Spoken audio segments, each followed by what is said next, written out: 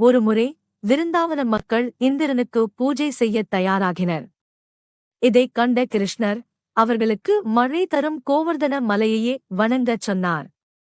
மக்கள் கிருஷ்ணரின் பேச்சைக் கேட்டு மலையை வழிபட்டனர். இதனால் கோபமடைந்த இந்திரன் விருந்தாவனத்தை மூழ்கடிக்க பெரும் மழையை பொழிவித்தான். மக்கள் பயந்து கிருஷ்ணரைச் சரணடைந்தனர். கிருஷ்ணர் புன்னகையுடன் தனது சுண்டு விரலால் ஒட்டுமொத்த கோவர்தன மலையையும் குடை போல தூக்கிப் பிடித்தார். 7 நாட்கள் 7 இரவுகள் மக்கள் அனைவரும் தங்கள் கால்நடைகளுடன் மலையின் அடியில் பாதுகாப்பாகத் தங்கினர். கடைசியில் இந்திரன் தன் தவறை உணர்ந்து கிருஷ்ணரின் தெய்வீக சக்தியை அறிந்து அவரிடம் மன்னிப்பு கேட்டான். அன்று முதல் கிருஷ்ணரின் தெய்வீகத் தன்மையை மக்கள் உணர்ந்து கோவர்தன மலையையும் வழிபட்டனர்.